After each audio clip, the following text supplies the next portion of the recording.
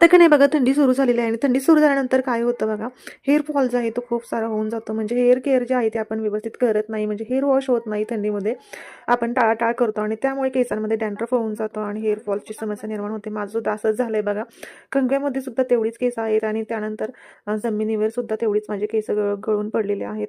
माझं सुद्धा असंच झालंय. तर मी खूप हैराण झाले होते. तर म्हटलं चला कमी खर्चामध्ये आणि घरामध्ये असलेल्या वस्तूंपासूनच आपण छानपैकी हेअर सेरम तयार करून घ्यावं किंवा हेअर टॉनिक तुम्ही जे काही म्हणाल ते. तर इथं गॅसवरती मी एक ग्लासामध्ये ग्लास पाणी घेतलेलं आहे एका पातेल्यामध्ये आणि ते पाणी छान उकळून आल्यानंतर त्यामध्ये 3 ते 4 चमचे जे आहे ते मेथी घालून घेतले. छानपैकी उकळू दिलेलं आहे. त्यानंतर आपण जे कोकोनट ऑइल लावतो ते 1 चमचा यामध्ये घालून घेतलेला आहे. छानपैकी बघा तुम्ही पाहू शकता मेथीचा कलर जो आहे ते पूर्णपणे पाण्यामध्ये उतरलेला आहे. छानपैकी मिक्स झालेला आहे पाण्यामध्ये कलर आणि ते हेअर सिरम जे आहे ते आपलं पूर्णपणे रेडी झालेलं आहे. ते थंड करून घेतलं आणि इथे बघा माझ्याकडे एक रिकामी बॉटल होती.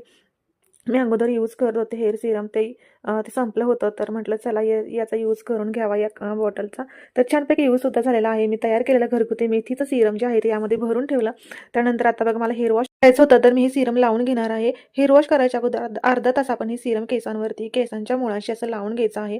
छानपैकी आपल्या डोक्याची जी त्वचा असते त्याच्यावरती चोळून घ्यायचं आहे. छानपैकी मसाज करून घेतला, स्प्रे करून घेतला आणि त्यानंतर मी हेअर जे आहे तसे बांधून ठेवले. अर्धा तास असं मी बांधून ठेवले आहे. त्यानंतर हेअर वॉश करून घेतला. तुम्हाला जर ही रेमेडी आवडली असेल तर व्हिडिओला एक लाईक आणि चॅनल नक्की सबस्क्राईब करा. चला तर भेटूया नवीन एका व्हिडिओ